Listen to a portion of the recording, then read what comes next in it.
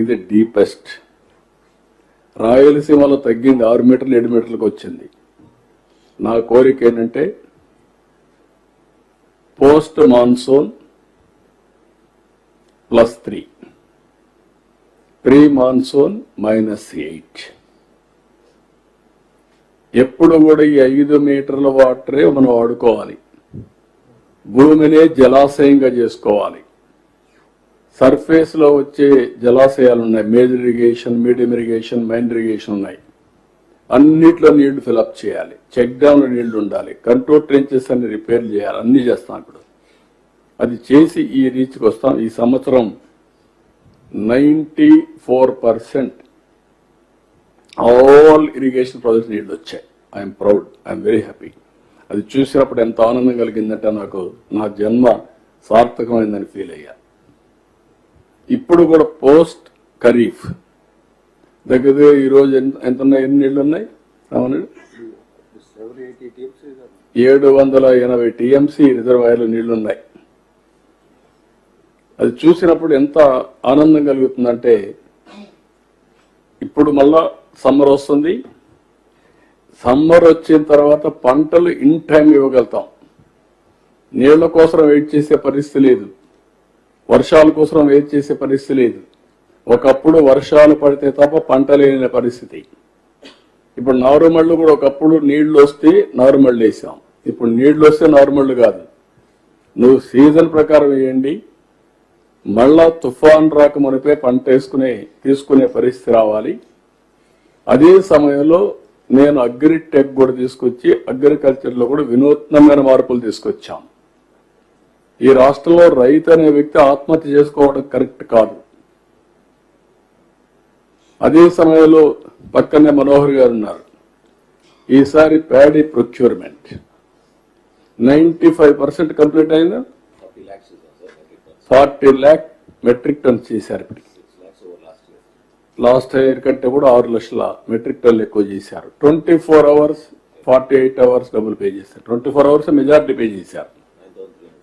9,300 కోట్లు పే చేశాం. అంటే ప్రభుత్వాన్ని ఏ విధంగా నడిపిస్తున్నది ఒక ఎగ్జాంపుల్ అన్నమాట మీకు. ఇవన్నీ చేసినప్పుడు ఒక తృప్తి, ఒక ఆనందం ఉంటే ఈరోజు ఇక్కడికి వచ్చినప్పుడు ఓసారి బాధ కలుగుతుంది. ఈ ప్రాజెక్ట్ విషయంలో నేను ఒకటే, పోలవరం అనేది స్టాండ్ అలోన్ కాదు. పోలవరం ఒక నర్వ్ సెంటర్. ఇది ఈ పోలవరం ద్వారా అనుసంధానం రాష్ట్రం అంతా కూడా నూక్ అండ్ కార్నర్. అటు వంశధార శ్రీకాకుళంలో మారుమూల గ్రామాల దగ్గర నుంచి ఒక్క కర్నూలు మాత్రం రాదు, కానీ కర్నూలులో కూడా కొన్ని వస్తాయి. ఆలూరు వస్తుంది, పత్తికొండ వస్తుంది, కొద్దిగా కర్నూలు దగ్గరికి వస్తాయి. కానీ ఎమ్మిగనూరు ఆ ఏరియా అంతా కూడా కొంచెం ఇబ్బంది ఉంటే దాన్ని కూడా ఆలోచిస్తున్నాం. అవసరమైతే తుంగభద్ర నుంచి ఆ ప్రాంతానికైనా నీళ్లు తీసుకొచ్చి ఎంతవరకు చేయగలుగుతాం చేసి ఇక్కడి నుంచి కూడా ఎంతవరకు సప్లిమెంట్ చేయాలని చెప్పి ముందుకు పోతున్నాం. నేను ఆ సంకల్పంతోనే గోదావరి కృష్ణ అనుసంధానం చేస్తే పెన్నా డెల్టాలో ఉండే ప్రాజెక్ట్స్ అన్ని కూడా ఈ సంవత్సరం మీరు చూస్తే 365 టీఎంసీ నీళ్లు రాయలసీమలో ఈరోజు అన్ని రిజర్వాయర్లు కళకళలాడుతున్నాయి. అది చూసినప్పుడు ఎంత ఆనందంగా ఉంటుందంటే, రాయలసీమ అంటే ఒకప్పుడు ఎక్కడ చూసినా నీళ్లు లేకుండా ఇబ్బంది పడే పరిస్థితి నుంచి ఈరోజు ఒక పంటకు నీళ్లు ఇవ్వాలి అంటే నెల్లూరు జిల్లా 2 పంటలు వేసుకునే పరిస్థితి వచ్చారు. 2 కూడా వరేసే పరిస్థితికి వస్తున్నారు.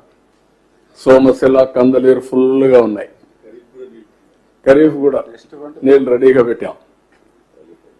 అంటే అదిలే ఖరీఫ్ ఇవ్వడానికి. అంటే ఇవన్నీ కూడా ఎందుకంటే మేము అందుకే వాణిజ్య పంటలు కూడా వేయాలి. ప్యాడీని వేస్తే ప్రాబ్లం వస్తుందని కూడా చెప్తున్నాం. ఇవన్నీ చేస్తున్నాం.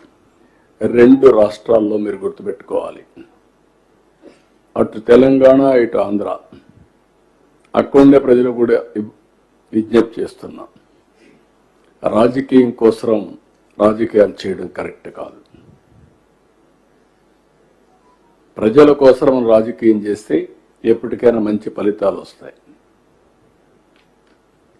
తెలంగాణలో స్టార్ట్ చేసిన దేవాదుల ప్రాజెక్ట్ నేనే స్టార్ట్ చేశాను. కల్వకుర్తి నేనే స్టార్ట్ చేశాను. Lift irrigation, first Madhava Reddy lift irrigation, highest lift in the country. అది సక్సెస్ అయిన తర్వాత కల్వకుర్తి దేవాదులు స్టార్ట్ చేశాం.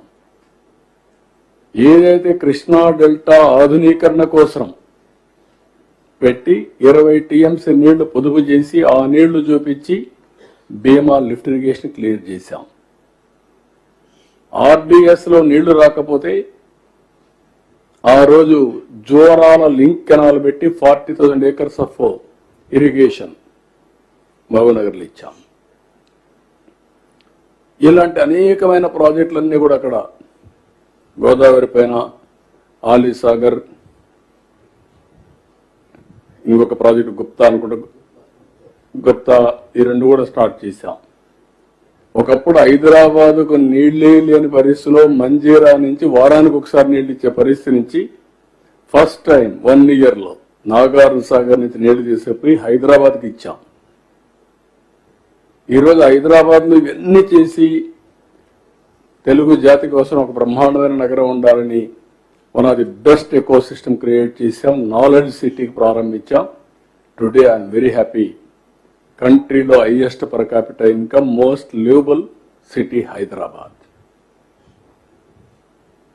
ఇన్క్లూడింగ్ ఔటర్ రింగ్ రోడ్ కానీ, ఎయిర్పోర్ట్ కానీ, హైటెక్ సిటీ కానీ, సైబరాబాద్ కానీ, బయోటెక్నాలజీ కానీ, ఫార్మా కానీ, స్పోర్ట్స్ కానీ, ఇన్సూరెన్స్ రెగ్యులేటరీ అథారిటీ కానీ, ఫైనాన్షియల్ డిస్ట్రిక్ట్ అన్ని ఆ రోజు పెట్టినట్టువే. నేను ఏ రోజు కూడా ఇది చేశాం అని నేను ఎప్పుడు చెప్పలేదు. నేను ఐఎమ్ వెరీ క్లియర్. ప్రజల కోసం నేను చేశాను, తెలుగు జాతి కోసం చేశాను, ముందుకెళ్ళాం. ఈరోజు మొన్న చూస్తే